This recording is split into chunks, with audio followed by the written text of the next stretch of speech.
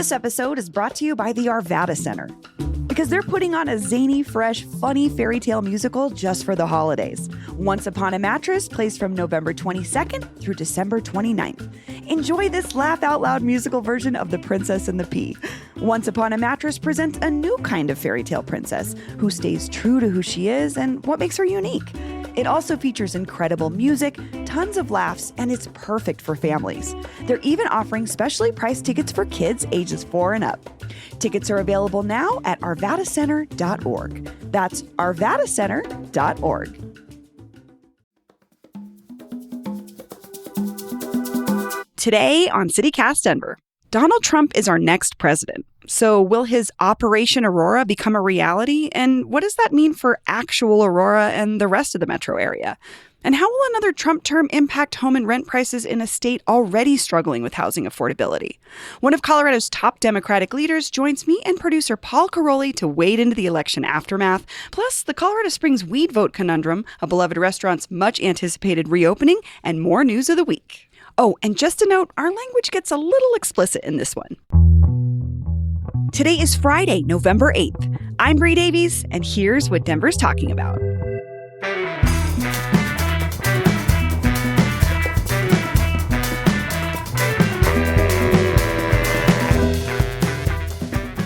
Welcome back to CityCast Denver, the show about the city where maybe we all want to ask resident Canadian Paul Caroli, where should we go if we move north, Paul? You want my Canadian advice? Hot Canadian hot takes. Just in case anyone might be thinking, hey, this is the week to move to Canada. Paul's Canadian corner. Reason. Yeah, I'd be happy to give some advice. I mean, Canada's a great country with a lot of its own problems. Yeah, I was going to say. So get ready for that when you show up. But I would say 3 things. Vancouver, if you like the outdoorsiness of Denver and the access to ski hills and mountains and stuff, Vancouver's your spot. Okay. Calgary is like Denver in its Western heritage. Calgary and Alberta are like the Texas of Canada. So I would say that's if you always like helpful to wearing know. that cowboy hat, Calgary is your spot. Okay. And then if you like a downtown urban core that you can walk and like do public transit, Yimby Paradise, Toronto. People do not know this. Toronto.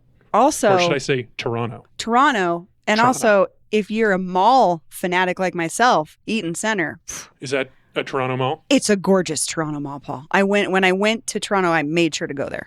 It's beautiful. So just added to that. I didn't know that. Next time I'm there, I'll go to the mall. Yeah, check out Eaton Center. Oh yeah, that's a lot of options. It's a big country. Okay. Well, thanks for setting us up on what we could do if we don't want to be here anymore. Which just is hypothetically, in case anyone... I have no idea how to talk about this still. Like, everyone I talk to has had such a different and strong reaction about it, to what happened on Tuesday. Yeah. And, you know, the new world we've all woken up into, that, I don't know. I mean... I guess we have to try because that's how time works. But so here we are talking about it. We're going to talk Canada. about that whole election today. It's Friday. We're in the 5280 Magazine studios in beautiful downtown Denver. You've heard his voice. Paul Caroli, producer here at CityCast Denver, is here. Hey, Bree. Hey, and we have an awesome guest today. She represents West and Northwest Denver in the state Senate and is one of the leading Democrats in the state. We are so happy to have her back. Senadora Julie Gonzalez, welcome back. Buenos dias. Thank y'all so much for the opportunity to be here with y'all.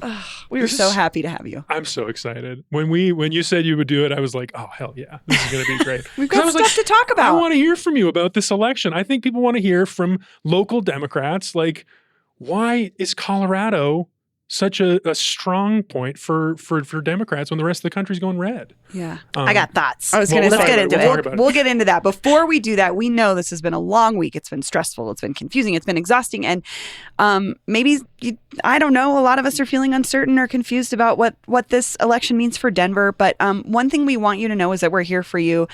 We know that you care about community. We know that you care about the politics of this place. And we know that you want to be seen and heard. And that's what this show is all about. And so if you want to help us out, one of the best ways to do that is to let people know that we exist. So do us a huge favor. This weekend, tell 3 people you know to listen, even if they're not podcast people. Say, do you care about politics? Are you interested in what's happening in Denver? Check out CityCast Denver. That would mean a lot to us. So I just want to say, I just had this observation, national politics, difficult right now. There's no fascists on Denver City Council.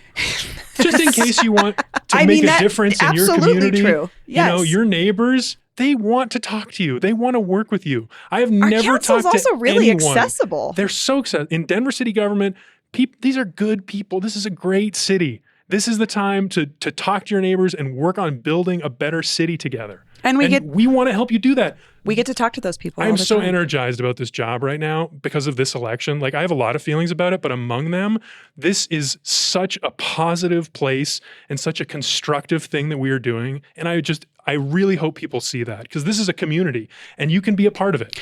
You just have to care. We have the mayor on regularly. We have communication with his office. If there's things that you want to ask him directly, let us know. And I think that's a great reason to listen to us, is not only that you get to hear from us, you get to hear from the decision makers in this city directly. So yeah, that was just a little plug, a little pitch. Just tell your friends to listen. Okay, let's jump to the top story, which is the election. I think first off, we're going to talk about what this Trump win means for Denver. Julie, were you surprised by anything on Tuesday? You know, I actually came into politics because of the first Trump administration and decided to run 2 years after Trump had been elected back in 2016. So I ran in that blue wave of 2018 and knew what it felt like in my bones to have to navigate and endure a Trump presidency, a Trump administration. And so this election cycle, as I'd been knocking doors all throughout Colorado in swing districts across the state, it became very clear that it was possible. And so part of what I was doing just to like self-care and take care of myself was preparing for what is the absolute worst case scenario, a Trump trifecta. Right. And so it was a bet I didn't want to win. But now I feel prepared because I wasn't stunned. That was my so maybe not most healthy way of addressing I don't know. it. I mean, maybe it was the most realistic way, though. And also, like you said, you were engaged to run the first time, so you've already had been worked under this administration. Okay, Paul, something that you wanted to talk about in particular when it came to this campaign was housing policy, Yes. which Julie, you can talk about for sure too. We know you've been working on it, but Paul, you've been watching this. What do you think another Trump presidency will do or not do when it comes to a place like Denver and the conversation around housing? Well, this is something that we had talked about during the campaign because, shockingly, housing was an issue in the presidential campaign, which it typically is not. But it is an issue everywhere. It 100% pulling out is of an Denver, issue. Yes. pulling back. Yeah. Yeah. So we had I had my eyes on this. I was talking to some experts on this. I looked at what Kamala's housing policies were and what Trump's were. And I think that this is actually an area where we can expect a lot of big change here in Denver, is what Trump will do on housing. And I want to pick out one specific thing because it's kind of controversial, and it's something that people already get fired up about, is it's algorithm-driven rent. You know, there's a company called RealPage where this is a really, I'm like, Julie, you worked on this directly. Absolutely. I know that some of your colleagues are working on bringing some legislation on this in the spring. You're raising your eyebrows suggestively. Yes, I am. So maybe just tell us about that. Look, part of the reason that we have seen rents skyrocket in markets like Denver, but also in other markets where these algorithm companies are coming in and basically jacking up rents structurally. Mm-hmm. We have seen the landlord lobby in Colorado and across the country is real strong. When we worked to pass legislation last session, the landlord lobby won, and that bill died. I have to just say, it's one of the moments I've seen you, Julie. You're very pragmatic. It was a moment where you were like, "Fuck it." Yeah. I mean, your reaction to how your fellow legislators dealt with the landlord lobby. I stuck my head outside of the into the lobby from the Senate chamber, and I told the lobby, "Well, y'all made your money today." Yeah. And they have. What is great though is Attorney General Phil Weiser has joined on with a number of other attorneys general across the country to litigate Yeah. the RealPage and these algorithmic That Jack companies. But unfortunately, it's FTC chair Lena Khan that's leading that charge. And people say that she she's might the be number out. one enemy of Trump's Silicon Valley supporters, and that day one, she's probably going to be gone. Paul, can you explain just a little bit more of what RealPage means to someone who's renting in Denver? Sure, absolutely. I mean, I appreciate the way you characterized it, Julie. I happen to be speaking with the government affairs person for the apartment lobby here in Denver, Drew Hamrick. He has a different perspective, as you might imagine. He said that this is basically how every landlord company sets their rent. They take it's a company you pay for, it's software, RealPage. They collect all the data from all their users, so past rents, and what they do is they give you a prediction or they give you an analysis and says this would be a good rent that would hit the market right where you want to hit it, where people will rent from you and take up this apartment, and you don't have to let an apartment lie empty, which is their biggest concern. Because in the apartment business for a landlord, if an apartment is empty, you never get to see that money again. So they want to reach peak efficiency, where every apartment is occupied every day of the year. So that's their concern. They want to have the rent perfectly set so people will lease the apartment, but not have to, risk it too much. And part of what we were seeking to do in the legislation that we brought, myself, Representative Javier Mabry, Representative Stephen Woodrow, all Denver legislators, along with my colleague, Senator Nick Hendrickson from Pueblo, is to say, I'm sorry, one, y'all can't use these algorithms to artificially set rent. And two, if you want to use any of these types of algorithms, you should make that information public and transparent and accessible. The landlord lobby said, well, we'll give it to you for a price. We can make some amalgamation of that data available for a fee. No, that's not how transparency works. And so that's the fight. Yeah. I think that it's an interesting one. What will be very interesting to see, given the new Trump administration, is all of the talk that they have put forward about, we're going to fight for you, the working person. Are they actually going to walk the walk to protect consumers? And my bet is that they will not. And so the work then will fall to us in the states, in our local communities, to demand better. And so if you're a consumer and you feel that you are being price gouged, if you are seeing disparity, y'all, go and file a complaint. We have a very strong Consumer Protection Act here in Colorado that yours truly passed a few years ago in the legislature. And we have seen that work to great effect for, towing companies, for now, this Also, litigation against these algorithmic schemes, price-fixing schemes. I look forward to seeing all of the new and important ways that we will have to use that Consumer Protection Act here in Colorado in the years to come. Trump is lazy. That is such a key thing that we have to remember from his first term that you brought up, you alluded to. But the Silicon Valley connection is a great point that you made, Paul. And this is who is in charge of things like the algorithms of RealPage, and that's who he's catering to. Yeah, well, some parts of Silicon Valley. Sure, there's some fair. lefty Silicon Valley billionaires as well, like our mayor's friend Reid Hoffman. But the laziness thing and the infrastructure, that's another point that I wanted to make, is like his entire first term, Trump was promising a big infrastructure package. It didn't happen until Biden became president. And a lot of the green infrastructure, like autos,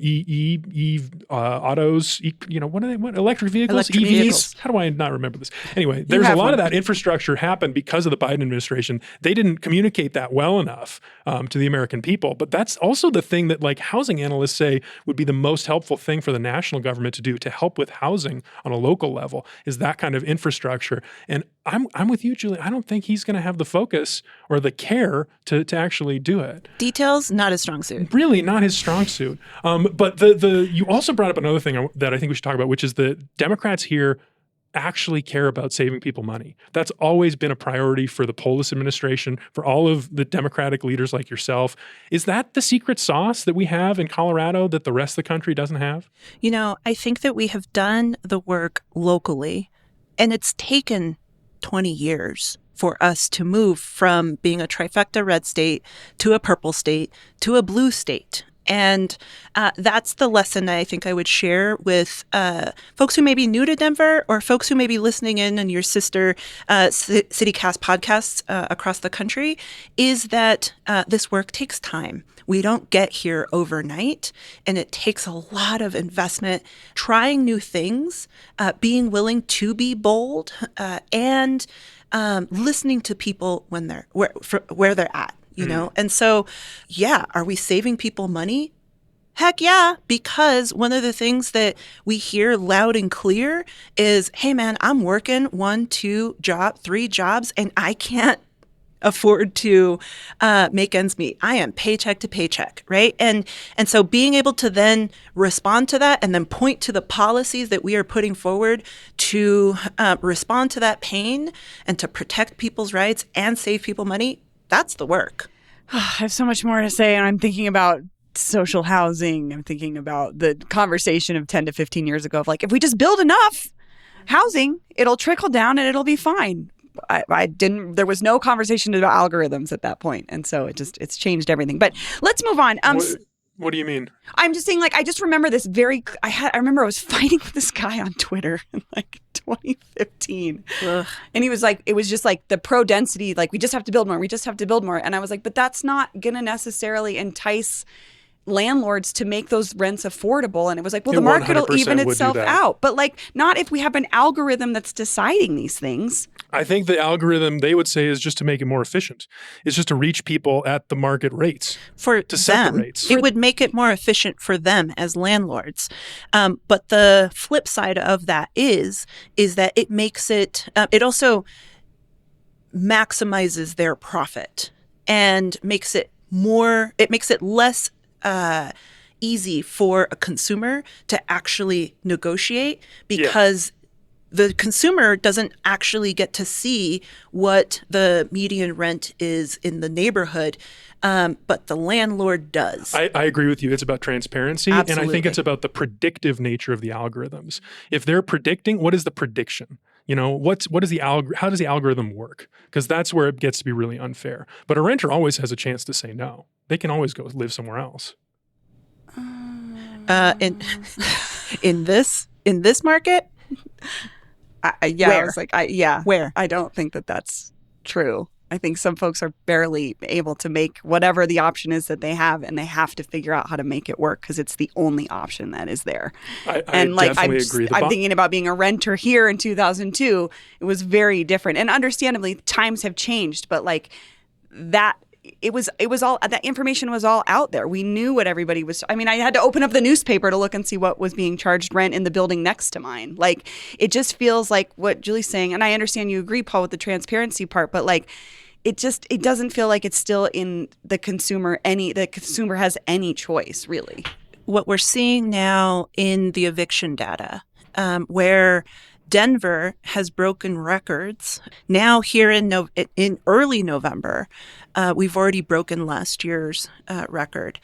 That and what we're hearing from folks is that, hey, I work full time and I'm still not able to make enough to pay the rent. Right? I had a flat tire, or some small emergency happened, and all of a sudden it threw me off and I couldn't catch up.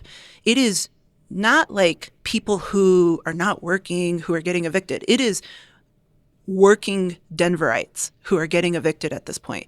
And then after that, once you got an eviction on your record, it becomes that much more difficult to find a new place. And so the displacement that thereafter happens when folks are pushed out of Denver proper altogether and are going to Westminster or Longmont or whatever is on the other side of that, like, drive until you can afford it, it's not great. You think about what that does for a kid who has to change schools. You think about what that does to a neighborhood. It's really challenging. I 100% agree that this is where the discussion has to be, is the bottom of the market, where people do not have the opportunities that they have if they have a little bit more means. You know, people who are really struggling in this economy, which God, Lord knows there's too many people dealing with homelessness and housing insecurity. I absolutely agree that there's a conversation that's going to happen. And it always happens. This is a chronic issue. This is a chronic part of our economy. And I love that our government, our elected officials are working on that. Yeah, I just have so many examples in my mind of what you've just described, Julie, of how people are struggling in the different ways that they're struggling. And like, I have a friend that runs a small preschool, and she had to ask her community to help feed the kids at her school.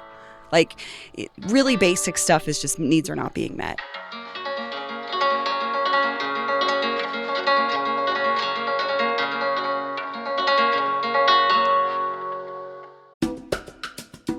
This episode is brought to you by the Denver Botanic Gardens. Experience a magical mile-high tradition with Blossoms of Light at Denver Botanic Gardens, running nightly from November 20th through January 12th. Wander through a mile of immersive luminous displays that accentuate and highlight the garden's versatile plant collection. Stay toasty with warm drinks and holiday treats throughout your visit. Looking for somewhere to take that someone special or the perfect spot to gather with old friends? Blossoms of Light at the Denver Botanic Gardens is the perfect atmosphere for enjoying this festive holiday season. Also, for the holiday season being so frantic, this is like a very calm, chill place to enjoy a beautiful winter night, especially after it snows. It's the only time I really like to be outside in the snow. Blossoms of Light. Tickets must be purchased online in advance. None will be available at the door. Member ticket sales start November 6th, and public ticket sales start on November 11th at botanicgardens.org. That's botanicgardens.org. Or see our show notes for more information. This episode is brought to you by Pine Melon. As the weather cools down, Pine Melon has everything you need to embrace fall. From peak season produce like apples, squash, and pears to seasonal decor like gourds and pumpkins, they've got you covered year-round. Pine Melon proudly partners with over 200 local farmers, ranchers, and producers across Colorado, delivering fresh, high-quality meats, baked goods, pantry staples, and more right to your door. No subscription needed. And that means you have access to same-day delivery in Denver and Boulder within a 2-hour window. Go to pinemelon.com to order locally sourced food today. Customers can use the code CityCastDenver at checkout for $35 off your first order of $75 or more. Join the movement today and support local makers and farmers at pinemelon.com. That's pinemelon.com. But let's move on to another topic when we're talking about the election and what Trump means for Denver and the Denver metro area. So when Donald Trump was here for his rally, he announced Operation Aurora, which would be he claimed the largest mass deportation in American history, and he said it would start right here in Aurora. Julie, I'm going to try to sum up your career really quickly, but prior to being in politics, you were the policy director for an immigration attorney, you were a community organizer who focused on labor issues, and you did advocacy around limiting ICE's presence in courthouses in Denver. What do you think we can expect of a Trump presidency when it comes to immigration and how that will impact us here in Colorado? Believe him. When he tells you exactly what he is going to do, believe him and prepare accordingly. We're not going to wish this away. And to the folks who may be listening in Aurora specifically, hold your city council and your mayor to account, because Mike Kaufman bought into the half-truths and the rhetoric until it started impacting the economy of Aurora. And then all of a sudden he was like, oh, my bad. He really changed his tune. Yeah. Yep. He's in the running for biggest fail of the year for that turnaround, I think. Yeah. Just saying. We're going to have that conversation in a few 100%. weeks. Right. And we have seen now how dis and misinformation combined with a bunch of hate-fueled, fear-driven rhetoric can lead to, over the course of 6 weeks, a slumlord, not even a landlord, a slumlord about to get held to account for not providing a safe place for human beings to live. That they were charging rent for. Absolutely. To all of a sudden, this Aurora being mentioned not once, but twice during the presidential debate between Kamala and Donald Trump. And so what does that mean? Let's be real clear about this. We in Colorado have done the work here in Denver and at the state level to break the link between our local cops acting as ICE officials. Why? Because when you are in a moment of crisis, you want to, everybody wants the opportunity to feel safe. And when you're in a moment of crisis, do you really want anybody to say, well, I was going to report that crime, but I was afraid that ICE might come instead of helping, right? Do you want, if you have, say, a fire, for the fire departments to be asking you for your papers before they go and put out the fire? No. You want for local law enforcement to be able to do their job. You want for first responders to be able to do their job without that added fear that asking for help might somehow lead to your deportation, right? We've seen the rhetoric that Donald Trump puts forward doesn't actually match the truth, right? He talks about the crimes that immigrants commit and promulgate. The actual opposite is true. Immigrants are far less likely to commit crimes. And yet, we know, believe him when he says, if there is going to be mass deportation, that it will start in Aurora. Okay, then what does that mean? It means that we have to redouble on that commitment to ensuring safety, protecting people's constitutional rights. We've done a lot of that work and passed a number of those policies already on the books. We're just going to have to stand up and protect them. And I want to also just say, the other piece that I want to name is that there is a lot of fear playing out right now around immigration and Aurora specifically. But the other tip of the spear that I just want to name is that the rhetoric around trans folks, queer folks in our communities, and that they are also very much at risk. And it is going to be incumbent upon us as not saying, I care about X community, so I don't have energy to focus on Y community. No, we're all going to have to think about how we come together, build solidarity, and protect one another and keep each other safe. That's the work ahead. Paul, I'm thinking about the Aurora that we've been watching. I mean, we've watched Danielle Jurinsky, a council member, push this rhetoric, and like Julie said, this switch with Mike Kaufman. What do you think that the local government is? What is that role in this bigger picture? I mean, who knows? I have no idea how these people are going to follow Trump's orders or what exactly he is going to do. Because I mean, what I wanted to respond to you, Julie, is you said, listen to him. You know, that's the problem with Trump. He says all kinds of different crap. And especially on this issue, sometimes he says, quote, we will send elite squads of ICE, Border Patrol, and federal law enforcement officers to hunt down, arrest, and deport every last illegal alien gang member. And sometimes he says, we're going to deport 21 million people. So is it gang members or is it all immigrants? Yes. Is it all migrants? Yes, it is both. It is all. I mean, maybe. We don't know what he's going to do. And what I would encourage folks to think through is, do you want to wait to make the plan once it's happening, or do you want to prepare for the worst case scenario now and think about how we will protect and defend against that worst case scenario from taking place, right? And so what we saw in the first Trump administration, which is a good indicator, right? Past actions are a good indicator of future performance, right? What we saw is the language and rhetoric around criminality. We're going to deport a criminal, blah, blah, blah. What ended up happening in reality are folks who were speeding tickets, driving without a license, like minor traffic infractions were landing people into the deportation machine, right? And so while they will say, oh, we're targeting these gang members. Interesting. If they pick up a family member or somebody who's just got a tattoo.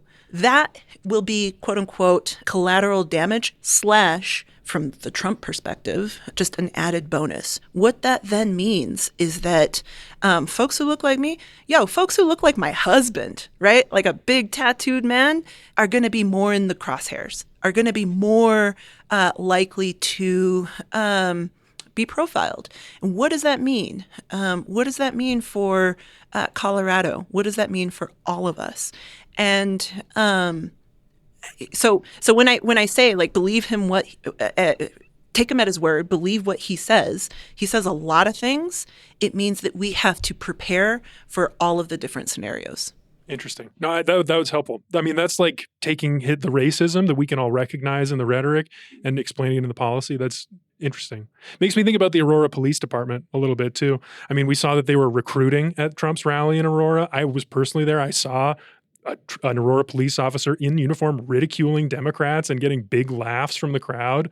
Like, are these the people that are going to be enforcing these rules? And we're talking about a police department that's been in hot water for the last, 5-8 years. Just how many police chiefs they've been through, how much controversy there's been around various issues. The lack of community input, the uproar that not once, not twice, not 3 times, I think they're on their 5th, maybe, police chief in Aurora. And then the decision-making of the Aurora police chief that going to a Trump rally to recruit is somehow going to increase public trust in their ability to keep Aurorans safe. That's such a question. I mean, the role of institutions and trust in institutions. Like, the police department is one, but that was another big theme of the first Trump administration. Like, are we going to see that getting worse in the next 4 years? You'd have to think yes. Like, these things are going to get more partisan, more distrust. I worry about that.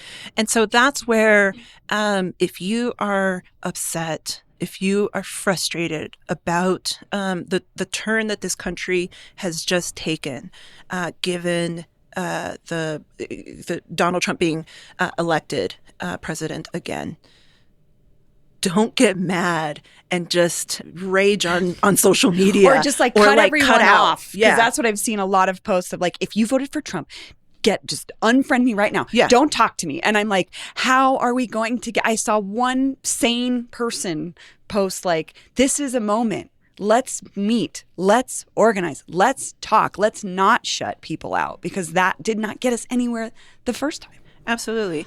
There is a real lack of understanding. There's a lack of listening. I'm seeing two different conversations happening almost. It's crazy. And there's a real opportunity. If you're mad, cool. There are a million different ways to get involved here locally in order to protect the things that you love and care about and cherish. And that is going to be the work ahead over the next 4 years. Y'all, we keep each other safe.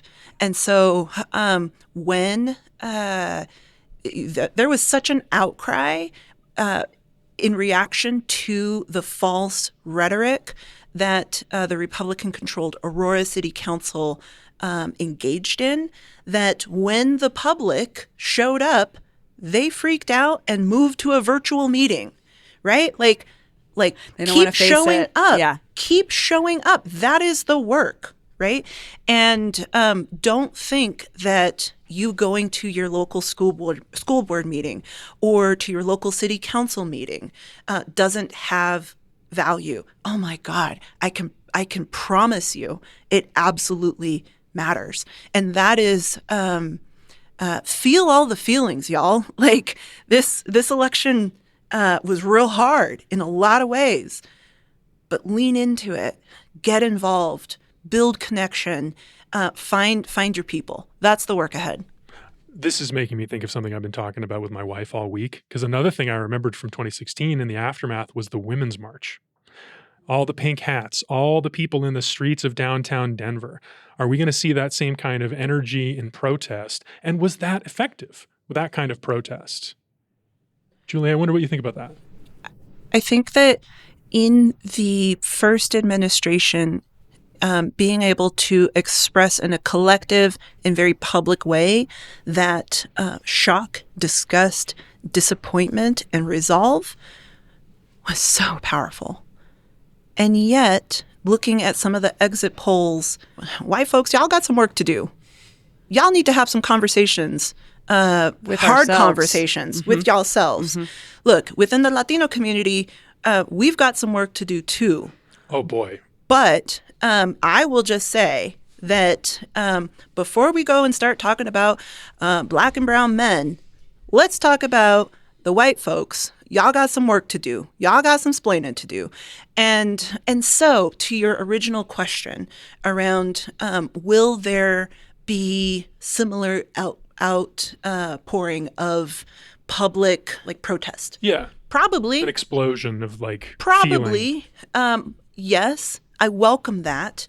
But also, that can't be enough. Don't change your profile picture on your social media and then go to the march and be like, check that box. Cool, I can go back to my regular degulars. Nah, we're going to have to lean in and figure out new ways to support each other through what I think is going to be a lot of complicated and trying times. Yeah, I agree with you. I think there's a lot beyond what you just said. The box checking, the photo, the performative part, which performative aspects on social media can be effective, but it matters what you do in real life and how you show up in the world. And sometimes it can be as simple as volunteering at a food access organization. It doesn't have to be what feels quote unquote as hyper political as you think it does. There's a lot of ways to support community that don't require that. Find what that thing is that feels right for you and show up, because people showing up in person matters always, no matter what it is. The more people that are there, the statement is made. And so I'm just with you. Do what you can with what you got. Exactly. Right? Like it might be as simple as growing a garden. That's lovely, right? Building community matters. It's not only the big ways of like going to the protest. It's also just being kind and decent to one another. Well, let's take a quick break. And when we come back, more news.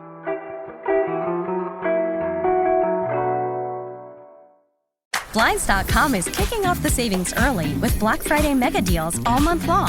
A Blinds.com design expert can help you make the perfect selection on your schedule. We can even handle everything from measure to your whole home installed for just one low cost. With over 25 million windows covered, Blinds.com is the #1 online retailer of custom window coverings. Get up to 45% off site-wide, plus premium doorbusters and a free professional measure. Now at Blinds.com. Rules and restrictions may apply. This is an ad by BetterHelp. What comes to mind when you hear the word gratitude? Maybe it's a daily practice, or maybe it feels hard to be grateful right now. Don't forget to give yourself some thanks by investing in your well-being. BetterHelp is the largest online therapy provider in the world, connecting you to qualified professionals via phone, video, or message chat. Let the gratitude flow. Visit BetterHelp.com to learn more and save 10% on your first month. That's BetterHelp, HELP.com. We're back. It's time for our wins and feels of the week, Rocky Mountain highs and lows, things that ruled, things that sucked. We're starting with things that were fails so that we can end on something good. Paul, what's your fail this week? I have such a good fail this week. This is an election fail, but I think it's a fun one because the fail goes to Colorado Springs. And I read this in KRCC. Westward has now reported on it as well. But Colorado Springs had 2 questions on the ballot related to weed. One of them was, should we ban dispensaries in Colorado Springs? And the other one was, should we allow medical marijuana dispensaries to apply to become recreational dispensaries? Both passed. How are they going to implement that? Exactly. What does that say? What is wrong What is happening in Colorado Springs? Like, no more dispensaries. Yes, medical marijuana dispensaries can become recreational ones, but you can't in this universe. What? Yeah, I mean, gosh. Remember earlier when I was talking about Republicans not being real good at the details? Just saying. Well, so confusing. The independent mayor of Colorado Springs, Yemi Mobolade, according to KRCC, says that he's consulting the city attorney on how to proceed and reconcile these 2 measures because it seems like they are in direct contradiction. I thought that was the funniest thing. That's like, hilarious. There must be some specific situation going on where, like, I don't know, people thought one was going to fail or whatever, but how says funny. A lot about Colorado Springs too. Is even they would both pass. That means there's people that voted for both, right? That's so like that is so bizarre. I hate dispensaries, but the medical ones should be allowed to be recreational, right? Like at least that's our freedom. But ban them. But also allow them Yeah. to do this. It doesn't make any sense. That's wild. I love That's wild. that. I thought that was like That's hilarious. little moment of Wild. levity. Julie, what's your fail?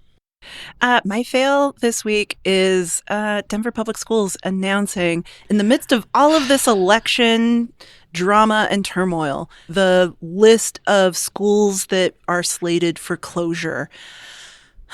Y'all, It feels a little. that's going to be hard. And the Yeah. timing is just, I don't know, not great. Doesn't feel good. No. So, stay tuned. Later this month, DPS is going to make the final decision. But if your school is on the list, or also if your school's not on the list, Show you up for other- probably want to keep an eye out on that. Yeah. I'm just thinking about all the parents that are dealing with election fallout and then the schools that typically get closed and what neighborhoods those are in. My neighborhood is one of those. And I'm going to be making this choice in the next year or so of where we send our son. And I think a lot about the proximity and how much it's important for us to our child to go to school in our community where we live. And will that school exist after the 21st of November? I don't know. So I feel you. Yeah. Bad timing. Bad timing. this And is I a think that's choice. the fail. Yeah. Can I tack on another fail on top of that one? Yeah. Because I've been working Oh. on this. Like 2 months ago, I put in a request to DPS. As soon as I saw this was the date they were going to They're put really out their giving list. Paul the runaround. No, I mean, people should know this. I thought this is interesting. I think this is worth knowing. And this is not off the record or anything. 2 months ago, I put in a request for an interview with Dr. Marrero on the list when it was released because I knew our listeners would want to know why this was happening, why these schools, everything. And we've about talked this. to him before. It's a huge issue. He's We've been on talked to the him show before. before. I was told last week that Dr. Marrero is only going to be available for 1 hour on Friday morning this week for all press, TV, newspapers, podcasts, everything. Obviously, we're going to want more time with that than that to get into that. We're going to want like a half hour. He offered us 10 minutes. And then I was like, well, we'll just do it next week. We want a little more time. We're happy to wait. We don't have to be the first to get this. We want to have a proper, deeper conversation so people actually understand. And they were like, for the 2 weeks between the announcement and the vote on the school board, Dr. Marrero is going to be busy with community engagement, and he will not have time for the press. Part of that community engagement is doing press That's what I said. because it reaches people that aren't able to maybe go to those meetings. I'm sorry. How did that man get the 5% raise? I was just thinking about the raise part too, Julie. Yeah, I don't know. I mean, maybe he's got a good reason for this. I try to believe the best of people when I'm in a situation of this, and I still would love to talk to him and hear what their perspective on this and the school closures, of course. But it looks like we're not going to get that chance because 10 minutes isn't enough. I'm sorry. This is why y'all gonna have to go to your local community engagement meetings, Yeah. I guess, and try to see whether our dear superintendent will deign to respond to questions from members of the public or not, because that's unacceptable. I'm sorry. I That's really thought it was shocking disappointing. We wanted to bring listener questions. That was what we were going to talk about today. We were going to say, does anyone have any questions for Dr. Marrero about the school closures? Because we knew people were going to, but now we can't give them to Dr. Marrero. But please send them in anyway. Yeah, We'll please do send our them in best anyway. We'll see to what we find can answers do. and figure out what's happening for you, because that's what we're here for. And we were trying to make this connection. But yeah, I mean, not this time. Maybe next time. Yeah. We're definitely still going to be talking about it. Absolutely. More to come. Because More to come. as we're recording this, that list will be coming out. By the time you hear this, we'll be out. And we'll know more. Bree, what's your feel?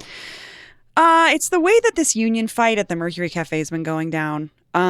So there's been this move to unionize workers at the Mercury Cafe. I'm very much in support of that. I also know the Mercury Cafe has been through some stuff.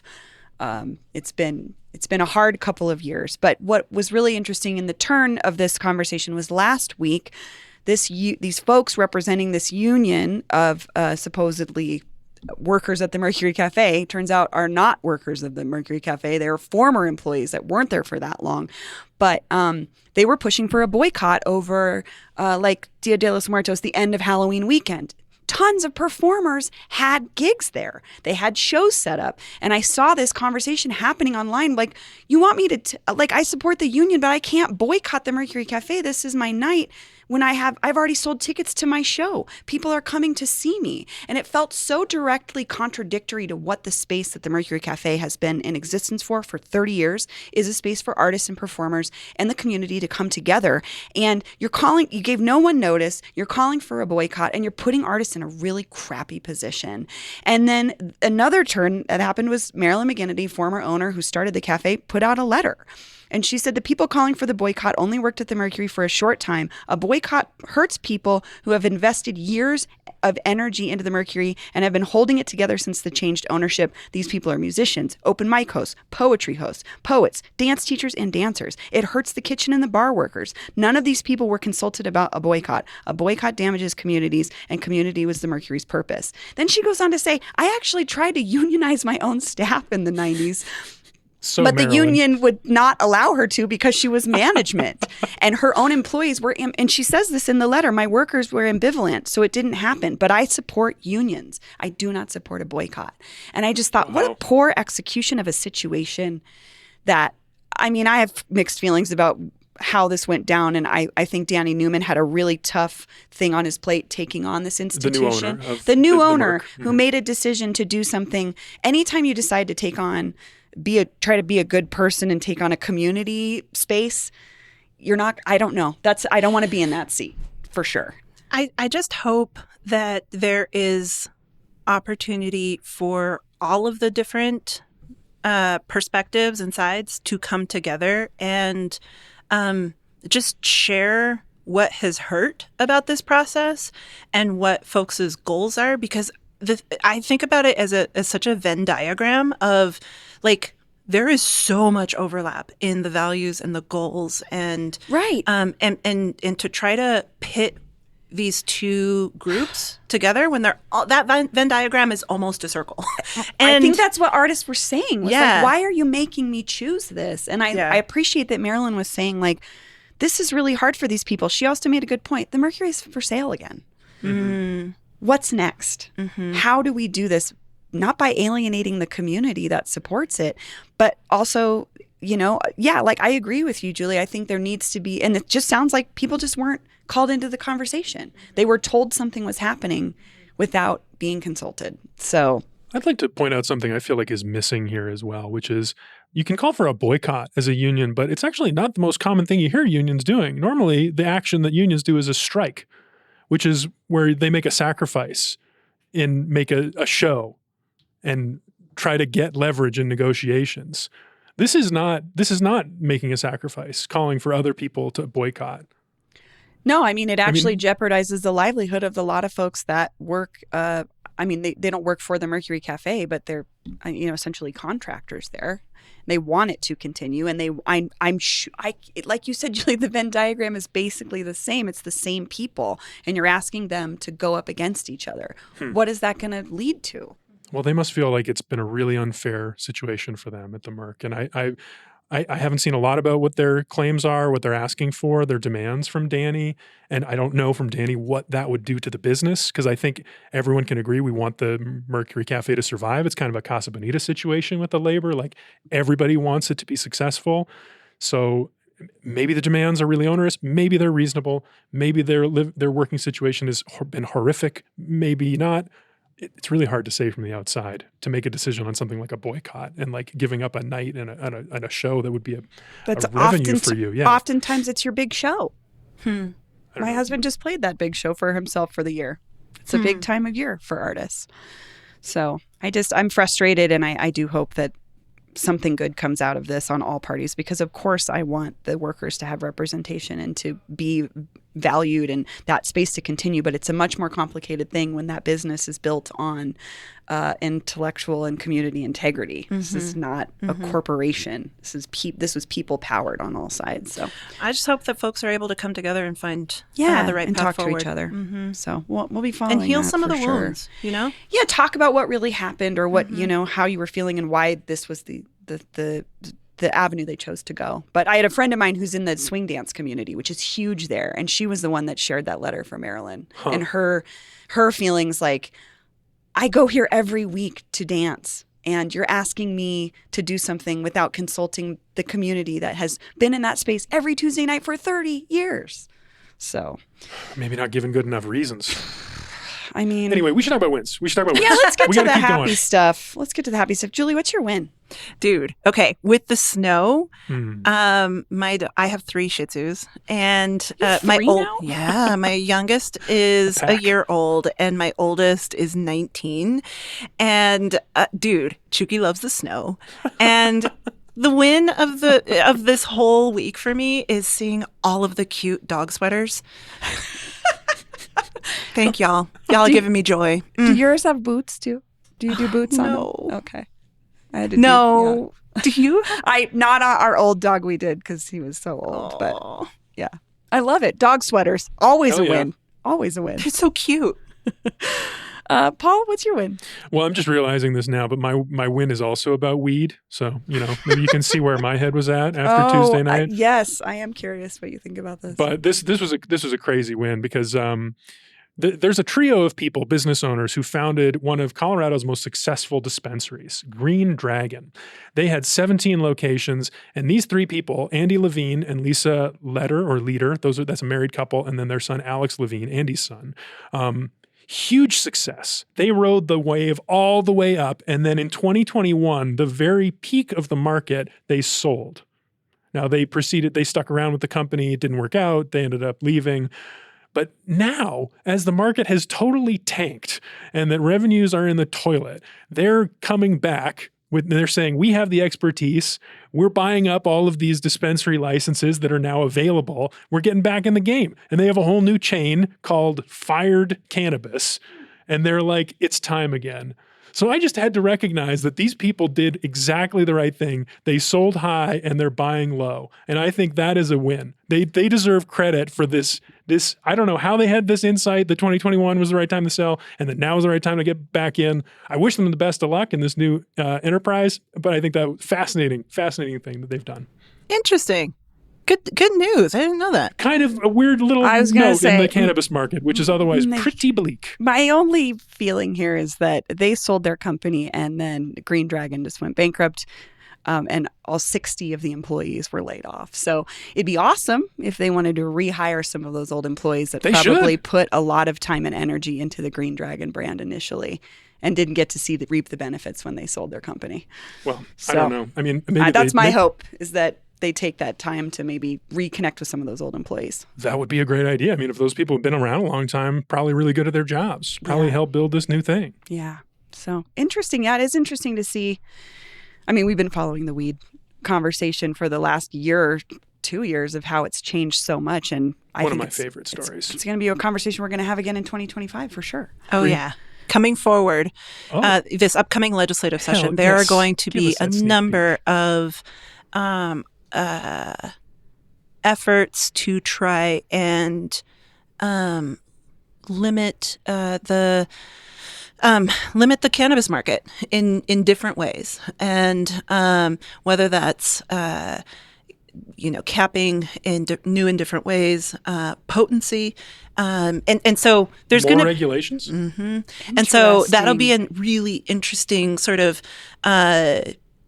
policy discussion to engage in. There's been a lot of shift within the cannabis industry over the past year or two, and seeing how that's going to play out.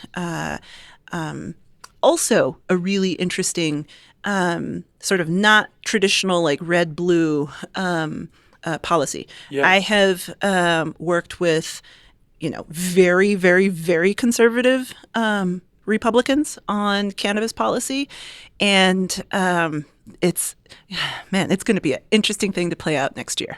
Yeah, well, More I mean, to come. There was just this huge new report from the New York Times about like some of the negative impacts that like were previously unknown and understudied. Like 50% of cannabis users are daily users, which I didn't realize. And like this like psychosis problem is some nausea and psychosis that some big percentage of daily users deal with every day. I don't know. I think that, I mean, Colorado is a testing ground and we've got a lot of data, but it seems like we still don't have everything we need. So we should talk more about that. Absolutely. How you all plan to regulate this market when these businesses are already struggling. Some really interesting conversations that continue to unfold. I want to know, what do you want out of it? What's the goal for the market? How from do the you? Democratic Party right now. Well, I actually don't think that it's a Democratic Party versus a Republican Party. It is. Yeah, but the Democrats are in power, Sure. so you get to decide. And that's what I think is going to be very interesting. It is there are different perspectives, both within Team Red and Team Blue, on what the right path forward is. What I think, what I will speak for myself, Yeah. and what my perspective is how do you ensure safety? How do you ensure a regulation of a market that isn't more onerous than you would regulate alcohol, because that's what our Constitution provides, right? And so that what that actually means and how we are then setting up the regulatory infrastructure in order to make that happen, those details are incredibly important. And especially when we are seeing, given all of these shifts in the market, a return to whether that's hot hemp, intoxicating hemp, chemically derived hemp, or gray market, those regulations absolutely matter. And again, the devil's in the details on that. Interesting. More to come. Interesting. Yeah. That's a whole other episode. I think we need your win, Bree. Sure, we're going to close it out. Weldon Street Cafe is back, baby. Opens Yeah. as of today, Friday. New location, 29th and Welton, complete with a full bar. If you've been missing their fried chicken, collard greens, really just like an enjoyable environment. I don't know how to explain it, but when I interviewed the owner's daughters that do all the operations, they were just like so cool and cared so much, and they worked really hard. They moved out of their old space. This new space, from the pictures they posted, looks awesome. I bet it's going to be crazy packed in there, but it's one of those positive stories of a restaurant re-emerging, and they're needed. And again, we were just talking about this part of downtown earlier this week with Patty. Go down to 29th and Welton and enjoy some delicious food, and maybe get a drink too. Dude, that's so exciting. I'm Yeah. so Thanks excited. for letting me know. Yeah, go check it out. I'm Dude. sure it'll be busy this weekend, but why not support them? And perfect time right into the holiday season. Can't wait. It's good timing. Can't wait. I mean, it would have been good timing a year ago. This has been such a saga, but I'm happy for them I'm that they so get to reopen. happy, 'cause It's been a horrible struggle. It has been. They were having so much just like problems with their old space, and things were so expensive, but they're busy. And they had that crappy landlord guy. and they had the who and came in, now they got caught up in that lending scheme. Yeah, and now they have this beautiful brand new space, but it's still in the neighborhood. It's still on the block. So go support them. That's what's up. Yeah. Well, Paul, Senadora, thank you for joining me. This was so fun. Thanks. This was fun. Thanks for coming, Julie. Good times, y'all. That's all for today here on CityCast Denver. Our producers this week were Paul Caroli, Olivia Jewell-Love, and Francisco Kilgore. Peyton Garcia writes our morning newsletter, Hey Denver, and I'm Bree Davies, your host. Our music is by Los Mogochetes, with additional mixing by Tyler Lindgren. If you haven't already, subscribe wherever you get your podcasts, follow us on Instagram at CityCast Denver, and tell your friend who puts their dog in a sweater about us next time you see them. You can sign up for our daily newsletter and learn more about us at denver.citycast.fm. See you next week.